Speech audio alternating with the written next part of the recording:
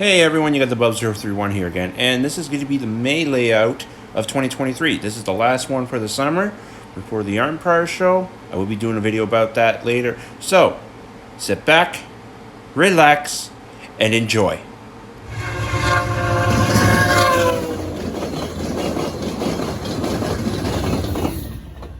So as always, we are down in St. Anthony's, and this is the layout of May 2023.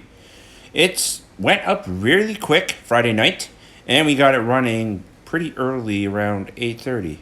And as you can see, it's a good size layout. There's a new module actually on this, and we will talk about that after. And as you can see, just getting some nice little shots here.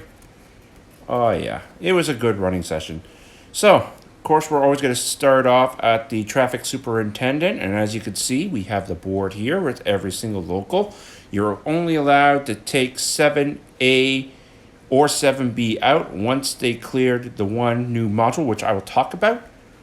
Then you can grab the other one. And here's the map. As you can see, we're going to be going over the different modules for today. And we got our board for decoders to make sure everyone's tracking what's on, with our locals out in the yard sitting, waiting to be taken. A couple of pamphlets if you guys ever want to check us out. We also got a sign-in book. And time to either be traffic soup or yard master, a little sign-in sheet like that. All right, now let's move on to the layout. So we're going to start off with the yard, and we're going to head east, and as you can see, it is full. First bridge we cross is Moccasin Bridge, which we are coming up to just after the double crossover. And then we come into Castor River, as always, one of the main electric switching portions of the layout, where you got to use a tablet. So we're just waiting along here, keep on moving. Now at the other end of Castor River, and we're coming up here to Bell's Corners. Scenery as always. Everyone loves the scenery of Bell's Corners.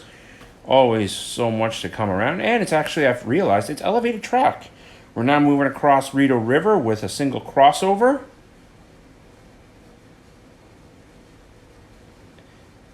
And as you can see, we got an RDC just waiting right there. We're now looking over three bridges, and there's a nice little GMD1 sitting there at Pier Point. Looks like it's getting ready to back into Vaughan Intermodal. Possibly doing a pickup there. Used to be Sears, but as you can see, there was a for sale sign on the building. We're now at Pier Point, moving right along, another sharp little curve. Next one we have coming up here would be York River, where you drop gravel. And there's also a diner here for everyone to come and take a bite to eat if you want. If you're at 187 scale /HO. Next we move on to Gary. A little more scenery there and crossover. Then we move on to Mandrake and back to Three Bridges. And we'll watch a train go by.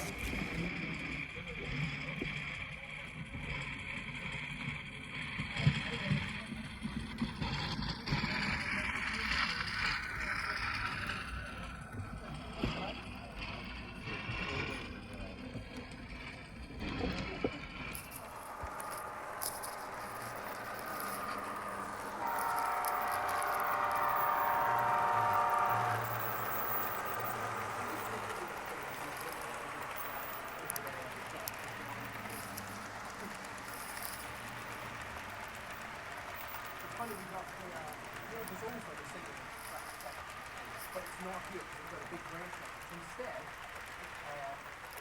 this even makes up a part of the main line. Exactly.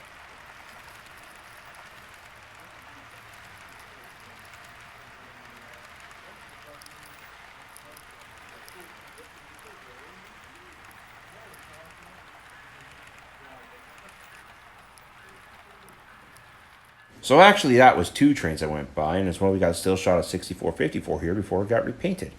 Next we're moving on to from Three Bridges over the Adamson single curve bridge with White River. Every scene that is so bunched up like that actually has, if you look very closely, there's a penguin. Next, we come over to the other curved bridge of Long Lac, and then in the Stillwater. And then right after that, another good little scenery module of Willowdale. And then we come up to Prescott, a single crossover. And then we come up to Wycliffe, which is basically a Y. It's going to go down to the other branch line. And then we also have it going this way. So we actually have two little branches here. One branch goes to an interchange, which I'm going to show you now. This is Bayview coming up, which it has an elevated station. Usually this is on the main line, but we put it on the branch line this time.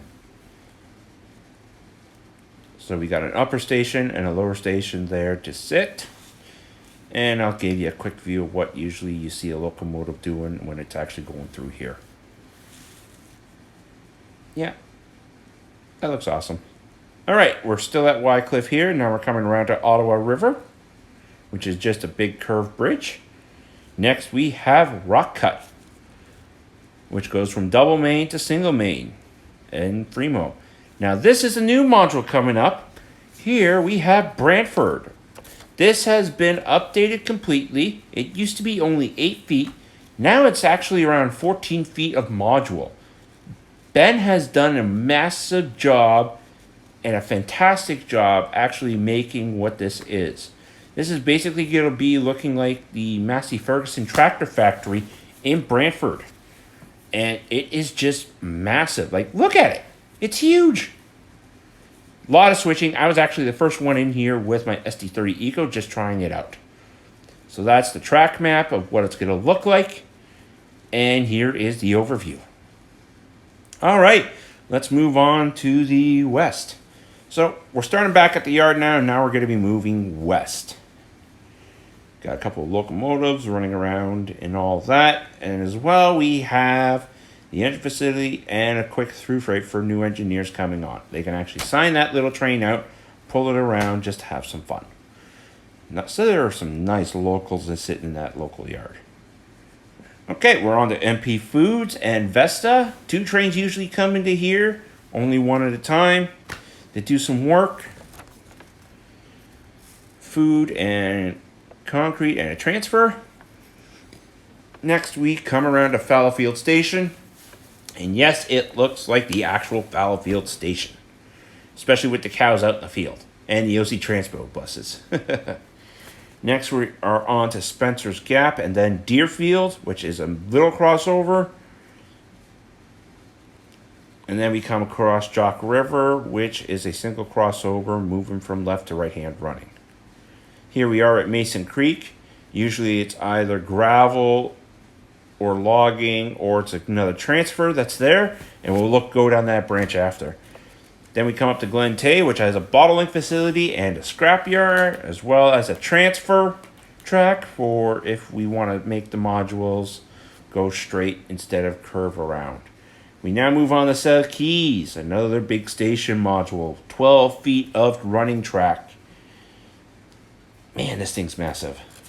It's always a good one to come out because it actually splits up the train quite a bit and gets you some good camera shots when you want to. Next, we come on to Beechbrook Siding, which goes into the fiddle yard. I will show you that after. It also has a single crossover. We are now moving on to Apple Hill, another scenery module. Of course, it's all apples, it's apple trees. Now we're on to Rosebush, Kerndale, Slenderwin. Sorry, my pronunciations. Clinderwin and Mindcloghog. That's all 4. Sorry about that, people. But yeah, it's a nice little small industry for transferring and all that. We're now moving on to Finch, just up here, which is just an abandoned roadbed, which used to cross over the main line. And then we come up to Cremona, which goes into the back end of the fiddle yard. We now move on to M&O Junction, which is another Y. It's basically connected to the West Loop. As well, we are here now at Green Valley, which has a single siding and crossover. And now we move on to Colonnade, which has McAsphalt and Superior Propane. And as well, we use this too for actually making transfers and as a choke point. Here we now have Grand City Bakery. This usually only comes out once in a while. And then we move on to Elwood, which is a siding and another crossover. And then back over the St. Lawrence River to M&O Junction. And that completes the west loop going back east. All right, now we're moving on to Mason Creek branch line. So there's only one module is missing out of here. Jeans is actually missing. We're now looking at Anderson Curve Bridge, which is connected to Jackfish Bay. Usually Jackfish Bay is also on the main line, but we decided to put it on the branch line just to have it stick. But to have some double main line running. And then there's the turntable. So the only one that's missing is Jeans. A rail popped out, which needs to be fixed this summer. All right, we're on to the back side of the fiddle yard.